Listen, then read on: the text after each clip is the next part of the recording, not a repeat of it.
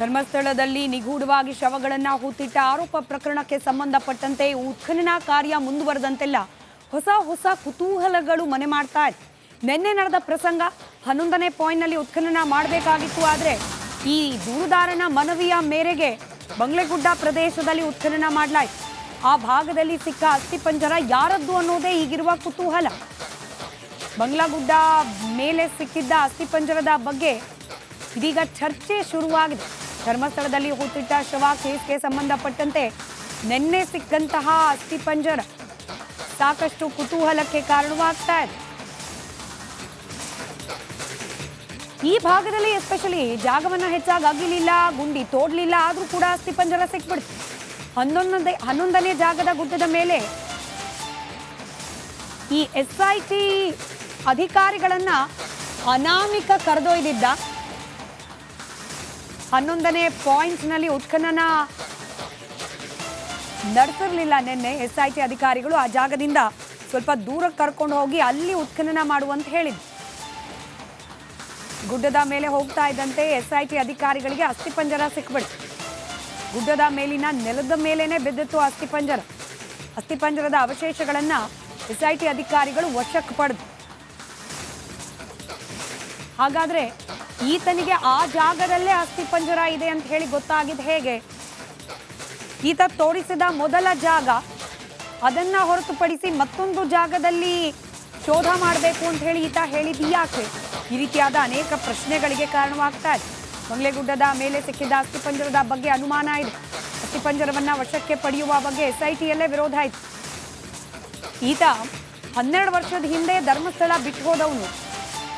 12 ವರ್ಷದ ಹಿಂದೆ ಈ ಒಂದು ಶವವನ್ನ ಹೂತಾಕಿದ್ದ ಅಂದ್ರೆ ಅದು ಭೂಮಿಯ ಒಳಗೆ ಸಿಗಬೇಕಾಗಿತ್ತು, ಮಣ್ಣಿನ ಒಳಗೆ ಸಿಗಬೇಕಾಗಿತ್ತು.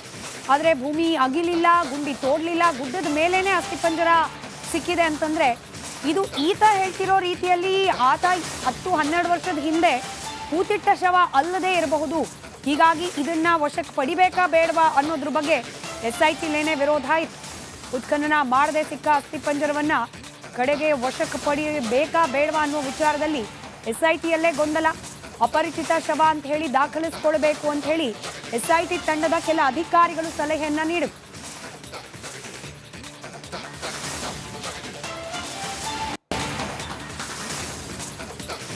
ಉತ್ಖನನ ಮಾಡದೆ ಸಿಕ್ಕ ಅಸ್ಥಿಪಂಜರ UDR ಅಂತ ಹೇಳಿ ದಾಖಲಿಸಿಕೊಳ್ಳಿಕ್ಕೂ ಕೂಡ SITಯಲ್ಲೇನೆ ಒಂದಷ್ಟು ಪರ ವಿರೋಧದ ಚರ್ಚೆ ಆಗಿದೆ.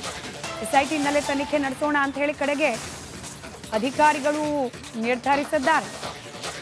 UDR ಮಾಡಿ ಸ್ಥಳೀಯ ಠಾಣೆಗೆ ಕೇಸನ್ನ ವರ್ಗಾಯಿಸಬೇಕು ಅನ್ನೋ ವಿಚಾರಕ್ಕೂ ಕೂಡ ಒಂದಷ್ಟು ಪರ ವಿರೋಧದ ಚರ್ಚೆ ನಡೆದಿದೆ.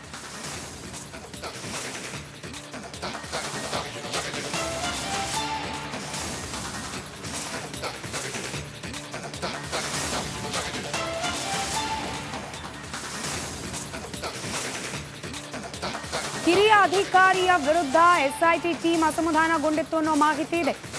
ಹಿರಿಯ ಅಧಿಕಾರಿಯ ನಡೆ ಬಗ್ಗೆ SIT ಟೀಮ್ಗೆ ಕೆಲ ಅನುಮಾನಗಳು ಕೂಡ ಮೂಡಿದೆಯಂತೆ. ಅರೆ, ಶೋಧ ಕಾರ್ಯ ಮಾಡ್ತಿರೋದೇ ಹೌದಂತೆ. ಈಗ ಆ ಅಸ್ಥಿಪಂಜರವೋ ಮೂಳೆಯೋ ಒಳಗೆ ಸಿಕ್ತೋ ಹೊರಗೆ ಸಿಕ್ತೋ ಈ ವಿಚಾರಕ್ಕೆ ಸಂಬಂಧಪಟ್ಟಂತೆ ತರ್ಕ ಯಾಕೆ ಮಾಡಬೇಕು?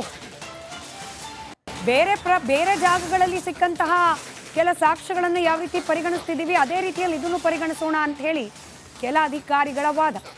ಇದೇ ವಿಚಾರದಲ್ಲಿ SIT ಟೀಮ್ನಲ್ಲೇನೆ ಎರಡೆರಡು ಧರ್ಮಸ್ಥಳದಲ್ಲಿ ನಿಗೂಢವಾಗಿ ಶವಗಳನ್ನು ಹೂತಿಟ್ಟ ಆರೋಪ ಪ್ರಕರಣಕ್ಕೆ ಸಂಬಂಧಪಟ್ಟಂತೆ ಉತ್ಖನನ ಕಾರ್ಯ ಮುಂದುವರೆದಂತೆಲ್ಲ ಹೊಸ ಕುತೂಹಲಗಳು ಮನೆ ಮಾಡ್ತಾ ಇದೆ. ನಿನ್ನೆ ನಡೆದ ಪ್ರಸಂಗ 11ನೇ ಪಾಯಿಂಟ್ನಲ್ಲಿ ಉತ್ಖನನ ಮಾಡಬೇಕಾಗಿತ್ತು. ಆದರೆ ಈ ದೂರುದಾರನ ಮನವಿಯ ಮೇರೆಗೆ ಬಂಗ್ಲೆಗುಡ್ಡ ಪ್ರದೇಶದಲ್ಲಿ ಉತ್ಖನನ ಮಾಡಲಾಯಿತು. ಆ ಭಾಗದಲ್ಲಿ ಸಿಕ್ಕ ಅಸ್ಥಿಪಂಜರ ಯಾರದ್ದು ಅನ್ನೋದೇ ಈಗಿರುವ ಕುತೂಹಲ. ಬಂಗ್ಲಾಗುಡ್ಡ ಮೇಲೆ ಸಿಕ್ಕಿದ್ದ ಅಸ್ಥಿಪಂಜರದ ಬಗ್ಗೆ ಇದೀಗ ಚರ್ಚೆ ಶುರುವಾಗಿದೆ. ಧರ್ಮಸ್ಥಳದಲ್ಲಿ ಹೂತಿಟ್ಟ ಶವ ಕೇಸ್ಗೆ ಸಂಬಂಧಪಟ್ಟಂತೆ ನಿನ್ನೆ ಸಿಕ್ಕಂತಹ ಅಸ್ಥಿಪಂಜರ ಸಾಕಷ್ಟು ಕುತೂಹಲಕ್ಕೆ ಕಾರಣವಾಗ್ತಾ ಇದೆ. ಈ ಭಾಗದಲ್ಲಿ ಎಸ್ಪೆಷಲಿ ಜಾಗವನ್ನ ಹೆಚ್ಚಾಗಿ ಅಗಿಲಿಲ್ಲ, ಗುಂಡಿ ತೋಡ್ಲಿಲ್ಲ, ಆದ್ರೂ ಕೂಡ ಅಸ್ಥಿಪಂಜರ ಸಿಕ್ಬಿಡ್ತು. 11ನೇ ಜಾಗದ ಗುಡ್ಡದ ಮೇಲೆ ಈ SIT ಅಧಿಕಾರಿಗಳನ್ನ ಅನಾಮಿಕ ಕರೆದೊಯ್ದಿದ್ದ. 11ನೇ ಪಾಯಿಂಟ್ನಲ್ಲಿ ಉತ್ಖನನ ನಡೆಸಿರಲಿಲ್ಲ. ನಿನ್ನೆ SIT ಅಧಿಕಾರಿಗಳು ಆ ಜಾಗದಿಂದ ಸ್ವಲ್ಪ ದೂರ ಕರ್ಕೊಂಡು ಹೋಗಿ ಅಲ್ಲಿ ಉತ್ಖನನ ಮಾಡುವಂತ ಹೇಳಿದ್ರು. ಗುಡ್ಡದ ಮೇಲೆ ಹೋಗ್ತಾ ಇದ್ದಂತೆ SIT ಅಧಿಕಾರಿಗಳಿಗೆ ಅಸ್ಥಿಪಂಜರ ಸಿಕ್ಬಿಡ್ತು. ಗುಡ್ಡದ ಮೇಲಿನ ನೆಲದ ಮೇಲೇನೆ ಬಿದ್ದಿತ್ತು ಅಸ್ಥಿಪಂಜರ. ಅಸ್ಥಿಪಂಜರದ ಅವಶೇಷಗಳನ್ನ SIT ಅಧಿಕಾರಿಗಳು ವಶಕ್ಕೆ ಪಡೆದು. ಹಾಗಾದ್ರೆ ಈತನಿಗೆ ಆ ಜಾಗದಲ್ಲೇ ಅಸ್ಥಿಪಂಜರ ಇದೆ ಅಂತ ಹೇಳಿ ಗೊತ್ತಾಗಿದ್ದು ಹೇಗೆ? ಈತ ತೋರಿಸಿದ ಮೊದಲ ಜಾಗ, ಅದನ್ನ ಹೊರತುಪಡಿಸಿ ಮತ್ತೊಂದು ಜಾಗದಲ್ಲಿ ಶೋಧ ಮಾಡಬೇಕು ಅಂತ ಹೇಳಿ ಈತ ಹೇಳಿದ್ದು ಯಾಕೆ? ಈ ರೀತಿಯಾದ ಅನೇಕ ಪ್ರಶ್ನೆಗಳಿಗೆ ಕಾರಣವಾಗ್ತಾ ಇದೆ. ಬಂಗ್ಲೆಗುಡ್ಡದ ಮೇಲೆ ಸಿಕ್ಕಿದ ಅಸ್ಥಿಪಂಜರದ ಬಗ್ಗೆ ಅನುಮಾನ ಇದೆ. ಅಸ್ಥಿಪಂಜರವನ್ನ ವಶಕ್ಕೆ ಪಡೆಯುವ ಬಗ್ಗೆ SITಯಲ್ಲೇ ವಿರೋಧ ಇತ್ತು. ಈತ 12 ವರ್ಷದ ಹಿಂದೆ ಧರ್ಮಸ್ಥಳ ಬಿಟ್ಟು ಹೋದವನು. 12 ವರ್ಷದ ಹಿಂದೆ ಈ ಒಂದು ಶವವನ್ನ ಹೂತಾಕಿದ್ದ ಅಂದ್ರೆ ಅದು ಭೂಮಿಯ ಒಳಗೆ ಸಿಗಬೇಕಾಗಿತ್ತು, ಮಣ್ಣಿನ ಒಳಗೆ ಸಿಗಬೇಕಾಗಿತ್ತು. ಆದರೆ ಭೂಮಿ ಅಗಿಲಿಲ್ಲ, ಗುಂಡಿ ತೋಡ್ಲಿಲ್ಲ, ಗುಡ್ಡದ ಮೇಲೇನೆ ಅಸ್ಥಿಪಂಜರ ಸಿಕ್ಕಿದೆ ಅಂತಂದ್ರೆ ಇದು ಈತ ಹೇಳ್ತಿರೋ ರೀತಿಯಲ್ಲಿ ಆತ 10-12 ವರ್ಷದ ಹಿಂದೆ ಹೂತಿಟ್ಟ ಶವ ಅಲ್ಲದೆ ಇರಬಹುದು. ಹೀಗಾಗಿ ಇದನ್ನ ವಶಕ್ಕೆ ಪಡಿಬೇಕಾ ಬೇಡವಾ ಅನ್ನೋದ್ರ ಬಗ್ಗೆ SITಲೇನೆ ವಿರೋಧ ಇತ್ತು. ಉತ್ಖನನ ಮಾಡದೆ ಸಿಕ್ಕ ಅಸ್ಥಿಪಂಜರವನ್ನ ಕಡೆಗೆ ವಶಕ್ಕೆ ಪಡಿಬೇಕಾ ಬೇಡವಾ ಅನ್ನೋ ವಿಚಾರದಲ್ಲಿ SITಯಲ್ಲೇ ಗೊಂದಲ. ಅಪರಿಚಿತ ಶವ ಅಂತ ಹೇಳಿ ದಾಖಲಿಸಿಕೊಳ್ಬೇಕು ಅಂತ ಹೇಳಿ SIT ತಂಡದ ಕೆಲ ಅಧಿಕಾರಿಗಳು ಸಲಹೆಯನ್ನ ನೀಡಿದರು.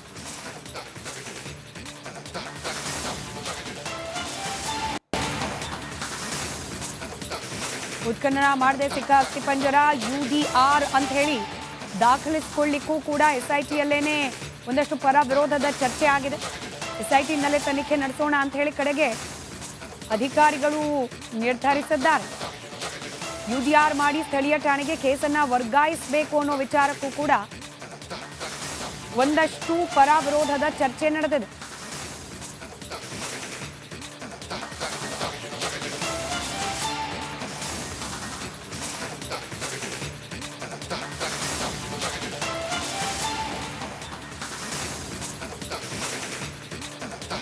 ಹಿರಿಯ ಅಧಿಕಾರಿಯ ವಿರುದ್ಧ SIT ಟೀಮ್ ಅಸಮಾಧಾನಗೊಂಡಿತ್ತು ಅನ್ನೋ ಮಾಹಿತಿ ಇದೆ.